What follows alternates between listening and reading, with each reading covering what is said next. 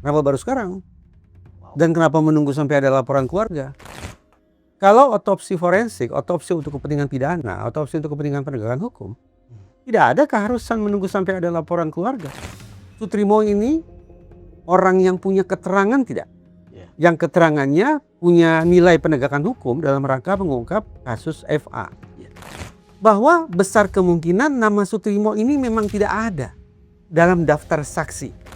Orang yang paling mampu sesungguhnya mengungkap kasus korupsi yang saya lakukan selaku personil penegakan hukum adalah sejawat saya sendiri.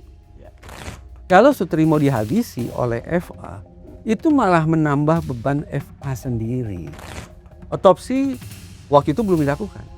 Ekshumasi baru dilakukan hari ini. Lantas apa dasar bagi pihak kepolisian untuk pindah naik dari penyelidikan ke penyidikan? Iya. Apa ya?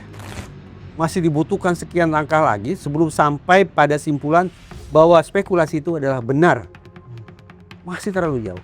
Bahkan sekian banyak hal yang kita perbincangkan ini menyediakan dasar bagi saya untuk mengatakan jangankan jarak yang jauh. Memang tidak ada hubungannya tampaknya. Tampaknya tidak ada hubungan.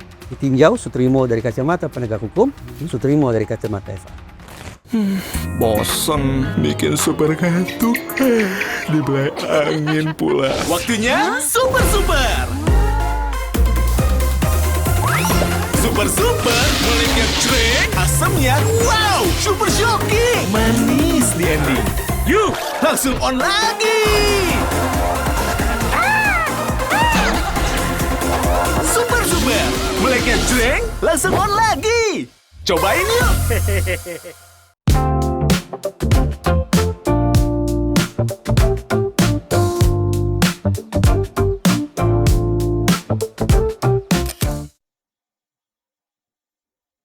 Kawan tutur, selamat datang kembali di Bang Don Super Opini. Rabu 12 Agustus, polisi memenuhi janjinya melakukan ekshumasi jenazah Sutrimo. Orang yang disebut-sebut sebagai pegawai rumah tangga mantan Jampitsus Febri Ardiansah. Dokter forensik memeriksa luar maupun bagian organ dari jenazah Sutrimo untuk mencari bukti ilmiah mengenai apa sebenarnya penyebab kematian Sutrimo. Ekshumasi ini menjadi penting karena sebelumnya muncul berbagai dugaan dan kecurigaan, mulai dari kematian tidak wajar hingga kemungkinan Sutrimo keracunan. Polisi bersama dokter forensik menyatakan semua proses yang dikerjakan bersifat transparan, akuntabel, dan saintifik. Bukan bekerja berdasarkan spekulasi tetapi berdasarkan bukti. Lalu seberapa besar ekshumasi ini bisa membuka misteri kematian Sutrimo? Apa yang sebenarnya dapat dibaca dari tubuh korban? Mungkinkah hasil forensik justru membantah berbagai dugaan yang telah terlanjur berkembang? Kawan tutur, kita bedah pertanyaan-pertanyaan itu bersama psikolog forensik yang pasti sudah Anda kenal, Reza Indragiri. Kita mulai Bang Don Super Opini. Mas Reza, terima kasih sudah datang lagi. Terima kasih mengundang saya lagi Bang Don. Ini karena enak Anda membedah beberapa hal yang sesuai dengan keahliannya. Jadi kami harus mengundang. Mudah-mudahan. Ketika mendengar ada ekshumasi dari kepolisian terhadap jenazah Sutrimo hari ini, apa yang Anda pikirkan? Kenapa baru sekarang? Dan kenapa menunggu sampai ada laporan keluarga? Saya begitu mendengar kabar bahwa ada orang yang disebut-sebut sebagai pekerja rumah tangga di kediaman FA, dalam kurung seorang tersangka. Ya. Bukankah tersedia alasan bagi polisi untuk kemudian mencoba untuk mengembangkan investigasinya dengan melakukan otopsi sesegera mungkin? Atau melakukan ekshumasi sesegera mungkin? Tapi sejak awal pula saya mendengar atau menyimak adanya narasi-narasi yang bisa mengundang salah kaprah di publik. Narasi yang notabene justru datang dari pihak Polda Metro Jaya. Ketika misalnya mengatakan ini sudah sepatutnya menunggu sampai ada laporan keluarga. Loh, kenapa? Kalau otopsi forensik, otopsi untuk kepentingan pidana, otopsi untuk kepentingan penegakan hukum, tidak ada keharusan menunggu sampai ada laporan keluarga. Justru sebaliknya, seandainya polisi punya inisiatif untuk melakukan otopsi, tapi kemudian keluarga menghalang-halangi atau melarang, padahal ini merupakan sebuah aktivitas pengungkapan kasus pidana, bisa kena apa? Orang populer menyebutnya sebagai obstruction of justice. Kan jadi tidak enak dengarnya. Oleh karena itu sekali lagi saya sejak awal berharap betul bahwa polisi sesegera mungkin melakukan otopsi atau ekshumasi sesegera mungkin kalau Kadung dimakamkan Bung Sutrimo. Jadi menarik, Anda tiba-tiba bertanya kenapa baru sekarang? Iya. Memang kenapa kira-kira? Begini, kalau sebatas pertanyaan publik adalah untuk mengetahui apa sih situasi yang melingkupi kematiannya Sutrimo, orang menyebut wajar atau tidak wajar. Ya. Betapapun dua kata itu menurut saya juga membingungkan gitu ya. Tapi saya ikuti saja lah kosakata yang dipakai oleh masyarakat. Jadi Sutrimo meninggal dalam situasi yang wajar atau tidak? Caranya wajar atau tidak? Memang perlu dilakukan otopsi. Tetapi saya meyakini bahwa pokok persoalannya bukan tentang kematian Sutrimo Ansih. Ya. Tapi pertanyaan yang berseliweran di benak masyarakat adalah Sutrimo ini orang yang punya keterangan tidak? Ya. Yang keterangannya punya nilai penegakan hukum dalam rangka mengungkap kasus FA. Ya. Kalau itu sungguh-sungguh yang merupakan pertanyaan yang lebih mendasar di benak publik, maka caranya gampang tanpa harus menunggu sampai ada otopsi ataupun ekshumasi. Kita hanya perlu mendorong Kortas Tipikor Mabes Polri, Kejaksaan Agung, dan kalau perlu LPSK melakukan pers conference dan menyampaikan apakah Sutrimo namanya tercantum tidak dalam daftar saksi. Atau pernah tidak Sutrimo masuk dalam proyeksi orang yang akan dijadikan sebagai saksi. Kan sederhana. Bahwa polisi tanda petik menunda, tidak sesegera mungkin, tidak punya sense of urgency untuk melakukan otopsi ataupun ekshumasi, itu saya tafsirkan bahwa besar kemungkinan nama Sutrimo ini memang tidak ada dalam daftar saksi. Itu artinya polisi tampaknya sejak awal menyikapi Sutrimo sebagai orang biasa saja. Sebagai orang biasa Iya. ya. Bahwa dia seorang PRT di rumah FA, ya.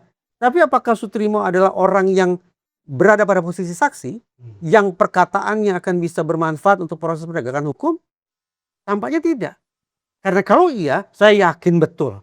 Sejak mengetahui ada Sutrimo meninggal dunia, polisi pasti langsung melakukan otopsi. Tapi mungkin kan bisa begini Mas, dia memeriksa dulu persoalan A, persoalan B, persoalan C, persoalan D, lalu kemudian akhirnya sampailah ke Sutrimo gitu. Ada dua hal. Oke. Pertama, ada penting nih, untung ada laporan dari keluarga Sutrimo. Iya. Kalau tidak, kapan kira-kira ekshumasi akan dilakukan? Entah kapan kan? Ya, karena keluarga kan berprasangka. Iya. Artinya, semakin lama tertunda ekshumasi atau otopsi, akibatnya apa? Perkiraan saya, proses mengungkap cara atau situasi kematian Sutrimo juga akan semakin kompleks. Iya. Itu satu hal. Yang kedua, bulan April Bang Don, dari kawasan Bendungan Hilir, ada 2 orang ART yang terjun bebas dari lantai 4. Seorang pengacara. 1 cedera parah, 1 kehilangan nyawa.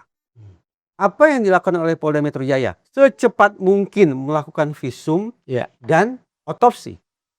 Bahkan sang pemilik rumah alias majikan 2 ART itu ditersangkakan.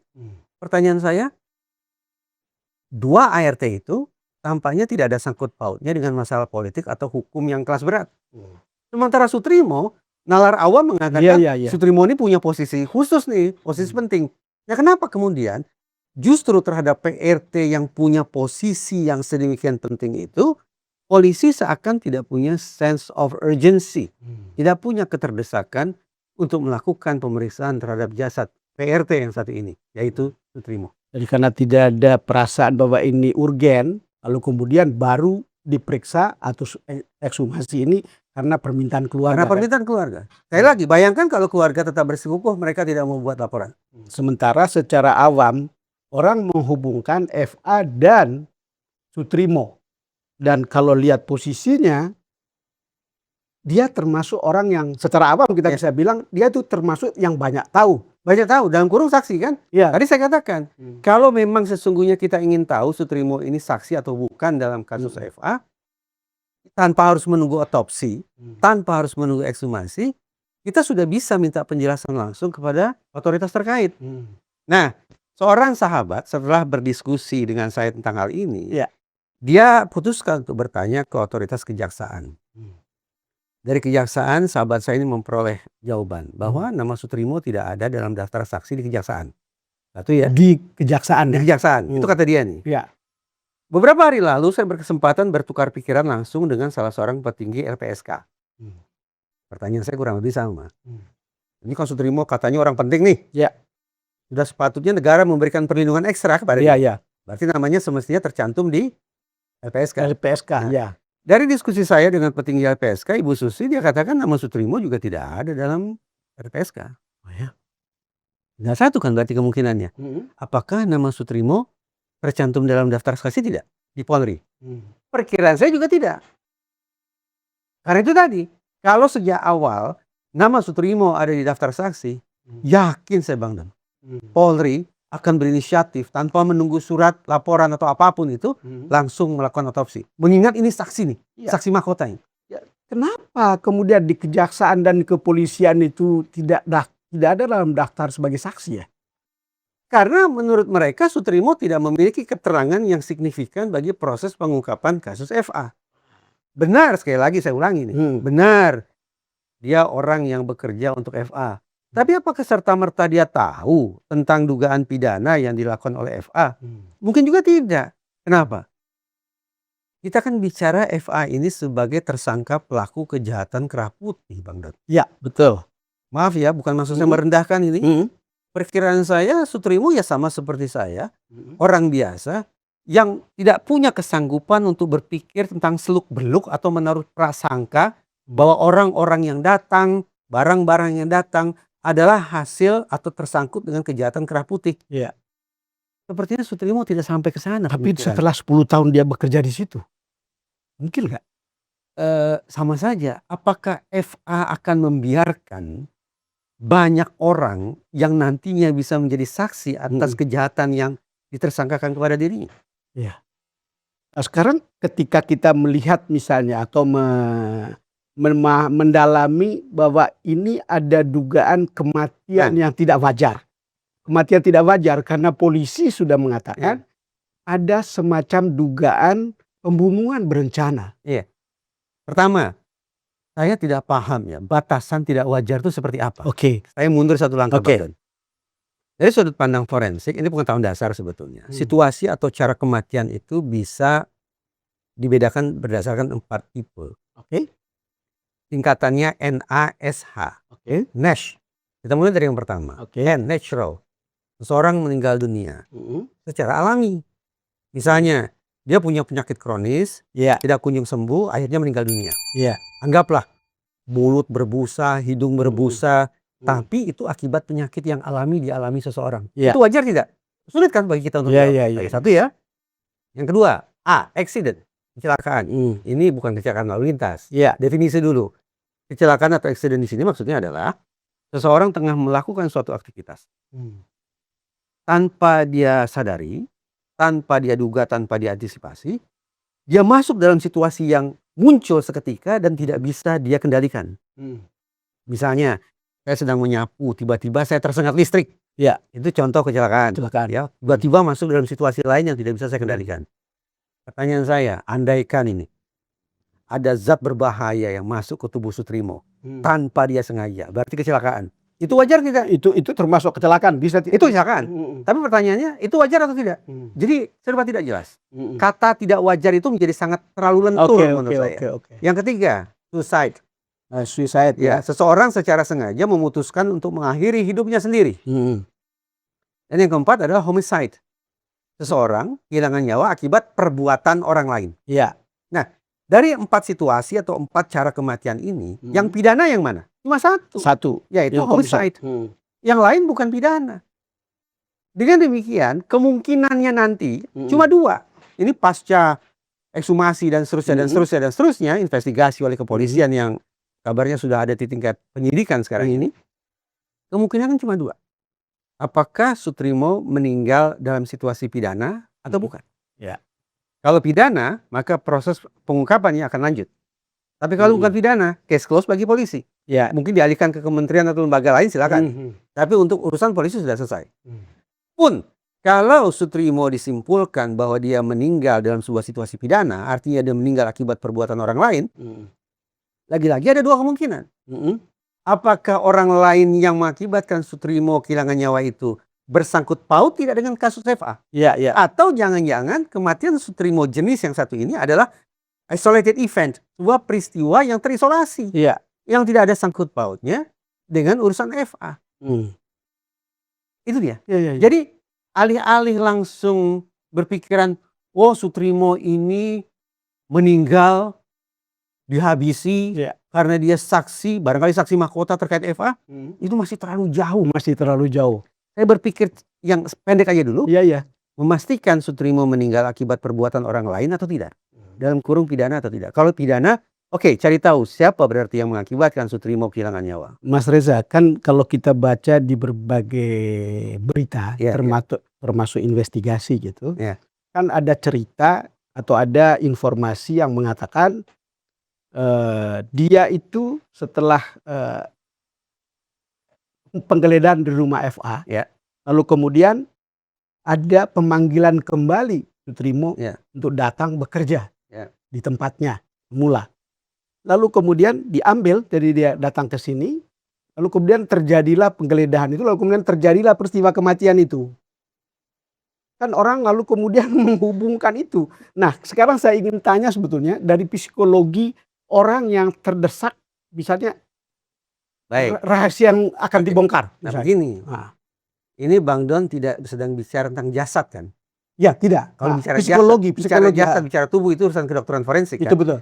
Sekarang Bang John ini memberikan gambaran tentang tindak tanduk Sutrimo, pola relasi dia dengan FA, adakah kemungkinan keluarga menangkap perubahan-perubahan perilaku. Ini sesungguhnya relevan kita bicara tentang otopsi psikologi forensik. I see. Jadi ternyata otopsi itu tidak hanya ada di bidang atau di disiplin kedokteran Bang Don, tapi juga ada di disiplin psikologi. Walaupun memang, ini harus saya katakan ya, walaupun saya sarjana psikologi, tapi saya harus fair mengatakan, seandainya dibandingkan antara otopsi psikologi dan otopsi oleh kedokteran, dibandingkan mana yang lebih bisa diandalkan untuk menentukan situasi atau cara kematian, sudah barang tentu saya tidak punya keraguan mengatakan nomor 2 kan otopsi psikologi. Dahulukan otopsi kedokteran. Karena otopsi psikologi tetap merupakan hasilnya tetap maksimal adalah rekonstruksi probabilistik. Tetap jauh lebih solid simpulannya yang datang dari kedokteran. Kendati demikian, sebagai sebuah pendekatan pelengkap ini bisa saja dilakukan. Jadi untuk menjawab hal ihwal terkait dengan perilaku dan seterusnya, mungkin kalimat-kalimat, narasi-narasi yang diucapkan, itu memang bukan urusan kedokteran forensik. Sekiranya data-data tentang tindak tanduk Sutrimo itu dan relasi sosial yang dianggap relevan untuk didalami, lakukan saja otopsi psikologi. Seperti apa sih otopsi psikologi itu, Mas? Otopsi psikologi itu dilakukan lewat 2 pendekatan. Satu, dengan memeriksa orang-orang yang dianggap tahu tentang keseharian si almarhum ini semasa dia hidup. Misalnya orang-orang ini tahu narasi-narasi apa sih yang diucapkan oleh Sutrimo pada hari-hari terakhir, atau misalnya adakah pesan-pesan khusus, adakah diksi-diksi yang biasanya tidak ada tapi sekarang muncul, adakah curhat dan seterusnya, adakah tanda-tanda kegelisahan yang ditangkap ketika berkomunikasi lewat handphone, adakah cetusan yang aneh di media sosial. Itu contoh tentang pemeriksaan atau otopsi psikologi dengan pendekatan pertama, memeriksa ke orang-orang di sekitar. Memeriksa orang-orang di sekitar. Yang kedua, memeriksa dokumen. Coba cek BPJS. Selama ini riwayat penyakit Sutrimo apa? Resep-resep yang dia tebus atau yang tidak dia tebus seperti apa? Kondisi kesehatannya dalam medical record seperti apa? Naik, turun, semakin buruk, semakin baik, atau stagnan? Apalagi, dia punya tidak diary, catatan harian? Semacam itu. Pemeriksaan terhadap orang dan pemeriksaan terhadap dokumen. Walaupun begitu, lagi-lagi saya harus berterus terang. Paling tidak ada 3 kelemahan dengan pendekatan semacam ini. Pertama, bias pada narasumber, bias pada orang-orang yang ditanyai itu. Yang kedua, ya namanya subjektivitas ya. Orang tidak menemukan sebuah standar yang mencurigakan itu yang mana sih? Yang tidak mencurigakan itu yang mana sih? Standarnya mana? Tidak ada. Yang kedua, agak sulit untuk kemudian dibandingkan, dilakukan kajian ulang. Karena sekali lagi ini barang yang tidak bisa disentuh. Iya, iya. Begitu. Nah, dari kelemahan-kelemahan macam itu harus saya katakan sekali lagi, silakan saja kalau polisi mau melakukan otopsi psikologi forensik sebagai pelengkap. Namun lagi-lagi juga sejak awal saya tidak menangkap adanya tanda-tanda atau informasi dari kepolisian bahwa polisi akan melakukan otopsi psikologi, apalagi otopsi kedokteran, otopsi Ya, forensik. ya, ya. Semula Iya. tidak ada. Tidak ada. Sekarang begini Mas, kan ini kan berdasarkan informasi yang kita baca. Iya. Ada cerita orang bicara tentang beberapa kejanggalan atas kematian ini. Apa saja itu? Misalnya itu dibawa pulang jenazahnya, Iya.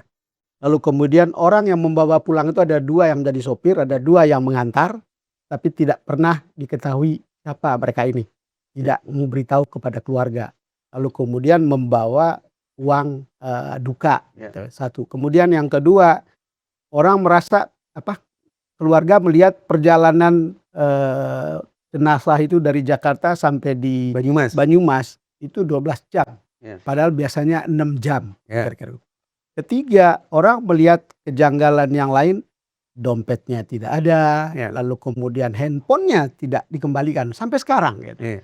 Kalau lihat begini, ini kan seperti mestinya ada prasangka yang normal untuk mengatakan, ada sesuatu yang tidak beres begitu. Bang Don yang notabene bukan aparat penegak hukum saja, menyala radarnya kan, dengan situasi-situasi seperti itu mulai menaruh syawasangka kan. Betul. Maka bukankah semestinya aparat penegak hukum lebih duluan menyala radar itu? Kalau kita sepakati bahwa radar otoritas penegakan hukum semestinya menyala lebih dulu, maka sekali lagi, bukankah secepat mungkin mereka melakukan otopsi atau ekshumasi ketika Sutrimo Kadung dimakamkan? Tapi kesan menunda, kesan tidak ada sense of urgency itu terus saja ada. Terus saja ada. Sampai kemudian mengutarakan kalimat yang menurut saya maaf mengada-ngada. Yaitu sebaiknya ada laporan terlebih dahulu dari pihak keluarga. Kenapa harus seperti itu? Bang Don, saya berpikir begini. Mungkin mengaitkan antara Sutrimo dengan FA jaraknya cukup jauh. Tapi apakah itu menjadi alasan bagi kita untuk menghentikan upaya mendorong polisi melakukan otopsi? Menurut saya tidak. Kenapa? Indonesia ini belum lama mengesahkan Undang-Undang Perlindungan Pekerja Rumah Tangga, Bang Don. Iya, betul. Di dalam Undang-Undang Perlindungan PRT itu ada 2 pasal yang secara eksplisit bisa kita pahami sebagai ini loh, alasan yang sangat relevan bagi kita untuk mendorong otoritas penegakan hukum melakukan pemeriksaan terhadap jasad Sutrimo. Pertama, ada pasal yang berbunyi kurang lebih bahwa mereka-mereka yang bekerja sebagai pekerja rumah tangga ini memang harus dilindungi oleh negara dari eksploitasi, pelecehan, kekerasan, dan tindak pidana lainnya. Nah kan di masyarakat sudah radarnya menyala, jangan-jangan Sutrimo adalah korban kekerasan. Begitu ya. Pasal yang lain, bahwa orang yang diikat dalam kesepakatan ataupun perjanjian tertulis sebagai pekerja rumah tangga tidak boleh dipekerjakan untuk aktivitas yang melanggar hukum atau melanggar undang-undang. Lagi-lagi relevan kan? Jangan-jangan Sutrimo selama ini dipekerjakan untuk urusan yang bersangkut paut dengan kejahatan keraputin. Nah, dengan memanfaatkan 2 pasal itu saja, semestinya polisi ingat, oh iya ya, kita memang sudah sepatutnya melakukan pemeriksaan terhadap Sutrimo yang notabene bekerja sebagai PRT ini. Pada titik itu pula sudah saya agak menyayangkan ini. Dinas Ketenagakerjaan atau Kementerian Tenaga Kerja sepertinya tidak pernah angkat suara juga. Kalau kita lihat Mas, ini masih berdasarkan informasi yang sebetulnya tidak fix banget ya. Iya. Tentang statusnya Sutrimo. Kan dari Febri yang lawyernya FA itu mengatakan dia bekerja di situ tidak benar dia sebagai karungga. Gitu kira-kira ya. Kemudian ada juga lawyer yang lainnya masih dari pihak FA mengatakan bahwa ya dia kerja seperti kerja musiman saja. Sementara casual worker. Iya, kayak gitu. Sementara dari keluarga seperti dikutip oleh teman-teman di Kompas, mereka bilang itu pengakuan keluarga Sutrimo soal hubungan dengan mantan Jampitsus Febri Ardiansyah. Jadi berdasarkan keterangan keluarga itu mereka benarkan bahwa dia itu bekerja di tempatnya Febri, FA gitu, perwakilan keluarga juga mengatakan itu sudah, bahkan dia sudah bilang sudah puluhan tahun gitu kira-kira merasa itu. Kita tidak tahu benarnya seperti apa gitu. Yang jadi soal itu adalah bahwa kan pertanyaannya kalau dia sudah lama di situ, tadi kembali lagi saya ungkap, ya mestinya dia paling banyak tahu gitu. Tahu mungkin soal berangkas walaupun tidak di rumah itu gitu. Mungkin soal uang, mungkin soal siapa yang datang, mungkin soal pembicaraan tertentu dia nguping dan seterusnya. Dan karena pengetahuan itu lalu kemudian dia bisa menjadi saksi mahkota, lalu kemudian untuk menghilangkan jejak dia harus dihilangkan gitu. Tanggapan saya lagi-lagi sama. Oke. Loh, apakah dia itu casual, apakah dia itu permanen, apakah dia kontrak atau apapun, apakah baru sehari, 2 hari atau sudah puluhan tahun, itu semestinya juga diinsafi oleh otoritas kepolisian untuk sesegera mungkin melakukan pemeriksaan terhadap jasad Sutrimo. Ya, sisi lain juga cara penanganan semacam ini menambah daftar pertanyaan, bukan kejanggalan. Iya. Tempo hari dalam diskusi kita terdahulu waktu saya menyebut ada 6 pertanyaan kan ya. Kok penanganannya seperti ini ya? Nah sekarang tambah satu lagi, yaitu penanganan terhadap jasad Sutrimo. Kenapa seperti ini ya? Mau mengatakan polisi bimbang ragu, sepertinya tidak kena juga. Atau ada sebuah target kerja lain yang ingin dicapai di samping penegakan hukum itu sendiri? Iya. Ini spekulatif. Jangan-jangan ini memang benar ya sinyalemen bahwa rivalitas antar lembaga penegakan hukum itu sifatnya abadi. Iya. Jadi sekali merengkuh dayung 2-3 pulau terlampaui. Ada kasus kita tidak semata-mata bekerja untuk mengungkap dalam kurung untuk melakukan proses penegakan hukum, tapi juga memanfaatkan kasus ini sebagai medium untuk memenangkan rivalitas antar lembaga penegakan hukum. Caranya kita jadikan kita jadikan jasad ini sebagai instrumen untuk memperpanjang momentum. Iya. Perpanjang momentum agar kemudian algoritma tentang kasus FA tidak turun. Ada tidak kemungkinan semacam itu? Ya mudah-mudahan tidak. Tapi itu terbenarkan dari sudut pandang psikologi forensik bahwa yang namanya public opinion model itu turut mempengaruhi cara otoritas penegakan hukum dalam bekerja. Mas Reza, tadi Anda konsen betul untuk mengatakan kenapa baru sekarang? Nah, kalau secara awam, pertanyaan pertama saya itu, Mas. Iya betul. Kalau kita berpikir sebagai awam ya, mestinya kan kalau tahu bahwa ada kejahatan keuangan seperti ini, orang-orang paling dekat yang harus dijaga dulu dan diikat dulu dan diminta keterangan sebagai saksi, termasuk orang seperti Sutrimo. Kenapa tidak diambil lebih awal begitu? Ya sekali lagi, karena berarti menurut otoritas penegakan hukum, walaupun Sutrimo ini adalah orang yang bekerja di kediaman FA, dan kediaman FA tampaknya merupakan TKP, tempat kejadian perkara pidana, tapi Sutrimo tidak punya informasi, tidak punya keterangan yang berharga untuk proses pengungkapan kasus itu sendiri. Dia sekedar ada di situ, tapi dia tidak tahu seluk-beluk, tidak paham. Dan dia juga kembali Anda pertanyakan soal kelambatan itu, karena mestinya kan langsung ada kecurigaan ketika dia mati, bukan? Kalau saya terus terang seandainya saya aparat penegak hukum, memang saya akan segera mungkin melakukan proteksi terhadap orang-orang yang nantinya akan saya jadikan sebagai saksi untuk mendukung kerja saya. Bahkan tidak hanya tercantum di kantor saya, tapi akan saya sodorkan ke LPSK. Bahkan saya sebut juga inisialnya ke publik lewat media. Untuk apa? Untuk memastikan pagar-pagar yang melindungi saksi saya ini semakin banyak. Itu satu. Yang kedua, ini hitung-hitungan kotor nih. Gini. Bang Don, FA ini pasti sekarang udah pusing 7 keliling kan. 3 mega korupsi loh. Nggak enteng, besar sekali. Lalu orang yang sudah pusing, stres luar biasa, dia putuskan menghabisi orang yang bekerja di rumah dia. Tidakkah itu gegabah sekaligus sangat menambah keletihan? Kalau saya jadi FA dan anggaplah Sutrimo itu tahu tentang kejahatan kerah putih yang ditersangkakan ke saya ini, saya akan buang dia.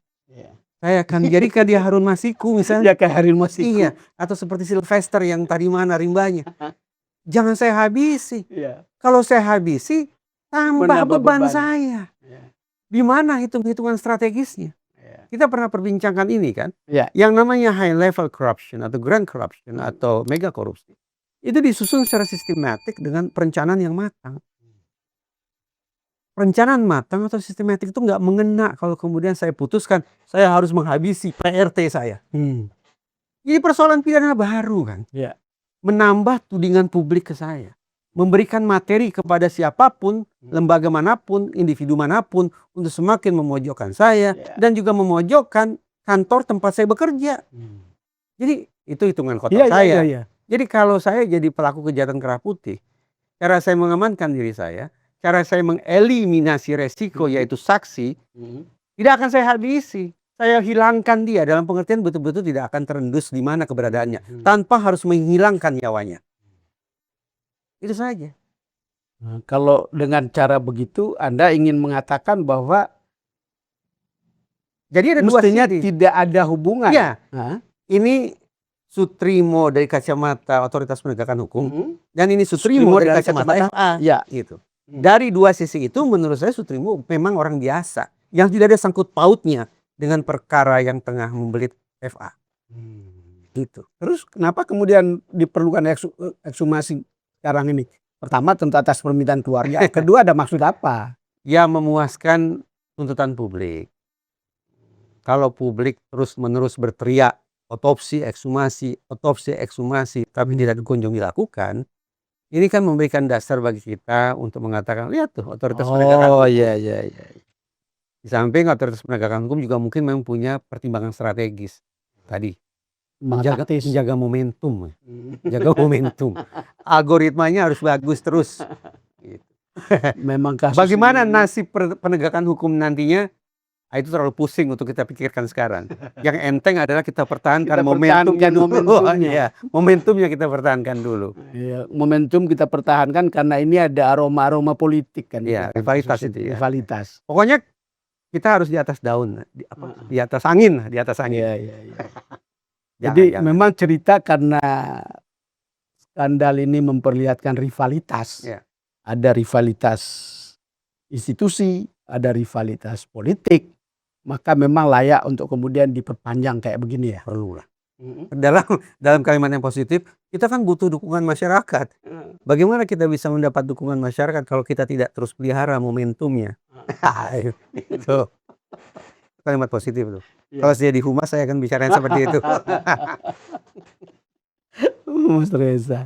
Nah kalau kita lihat lebih lanjut, secara psikologi forensik, Ya. bagaimana seorang koruptor atau para koruptor menjaga diri mereka?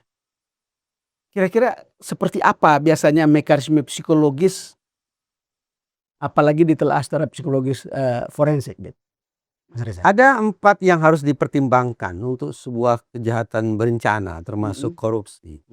Saya tidak tahu kita pernah singgung tidak ya, target, insentif, Kita belum daya dan resiko. Jadi gini, pelaku atau para pelaku sindikatnya itu, komplotannya itu harus punya kalkulator di kepala mereka. Ini manifestasi perencanaan yang matang nih Bang. Bahwa di kepala mereka harus ada 4 elemen berikut sinkronisasi antar mereka. 4 elemen itu adalah target, insentif, sumber daya, dan risiko. Nah, target itu apa? Siapa gerangan, kantor mana gerangan yang menjadi lokasi kejahatan kita. Itu target. Ya. Insentif berapa banyak kalkulasi akan kita peroleh keuntungan dari aksi di sana. Dari sana berapa insentifnya? Kemudian sumber daya. Siapa saja yang bisa kita kerahkan, pada jam berapa aksi ini harus dilakukan, siapa saja yang kemudian harus kita bungkam. Itu bicara tentang sumber daya, instrumen kejahatan ya. Yang keempat bicara tentang risiko. Risikonya apa ya? Hitung-hitungan di atas kertas, orang yang ini seandainya koruptornya ada dari lembaga penegakan hukum Bang ya. Iya. Ini kita pakai asumsi itu dulu. Ya. Hitung-hitungan di atas kertas ada 2 sisi. Orang yang paling mampu sesungguhnya mengungkap kasus korupsi yang saya lakukan selaku personil penegakan hukum adalah sejawat saya sendiri. Ya. Karena mereka yang tahu tentang cara saya berpikir, cara saya bekerja, cara saya membangun siasat. Karena memahami hukum. Betul. Kita udah satu tarikan napas nih. Ya. Sehingga sesama satu kampung kita tahu persis caranya gitu ya. Tapi pada sisi lain, orang yang paling potensial juga untuk kemudian kita ajak hengki-pengki sehingga menyumbat proses pengungkapan kasus adalah juga orang satu kantor. Orang satu kantor yang paling tahu hingga potensial mereka yang akan membongkar kasus ini. Tapi pada saat sama mereka pula yang tahu persis bahwa di dalam organisasi kita ada yang namanya code of silence, kode senyap. Dan siapapun yang melanggar subkultur itu dianggap sebagai anomali kan, sebagai alien di organisasi. Nah, dengan cara berpikir seperti itu, maka kembali ke pertanyaan Bang John, apa yang harus dipikirkan oleh para koruptor ketika mereka melancarkan aksi? Itulah 4 hal itu. Nah, bagaimana kembali tentang Soetrimo? Kalau Soetrimo adalah orang yang dihitung-hitung merupakan salah satu sumber resiko, maka memang dia harus dieliminasi. Tapi dieliminasi bukan melulu berupa dihabisi. Tadi saya katakan, hitung-hitungan saya, kalau Soetrimo dihabisi oleh FA, itu malah menambah beban FA sendiri. Betul ya? Gitu. Jadi saya tidak akan melakukan itu. Saya akan suruh Soetrimo pergi sejauh-jauhnya sampai tidak terendus keberadaannya oleh siapa. Terus gimana Mas? Apa benefit yang diharapkan diperoleh oleh keluarga dari keinginan untuk ekshumasi ini? Sejujurnya juga saya bertanya ya, apa yang menyebabkan keluarga drastis langsung membuat keputusan untuk melapor ke polisi? Dalam kacamata awam, tidakkah itu menjadi sebuah langkah yang meletihkan? Sampai bikin laporan polisi. Polisi juga punya tahu persis lah, ini tidak butuh laporan. Lalu apa yang menyebabkan keluarga akhirnya memutuskan kita memang harus melapor dalam kurung menempuh sebuah masa-masa yang berat dan meletihkan ini? Saya tidak tahu. Apakah melapornya keluarga ke polisi itu merupakan sebuah keputusan yang natural atau dikondisikan sedemikian rupa? Mungkin ada baiknya ditanyakan kepada kuasa hukum keluarga Soetrimo. Termasuk kuasa hukum ini bisa berkenalan dengan keluarga Soetrimo, bagaimana caranya? Apakah keluarga mencari sendiri siapa yang bisa menjadi kuasa hukum? Atau ada orang yang memberi? Ataukah kuasa hukum disediakan oleh pihak tertentu?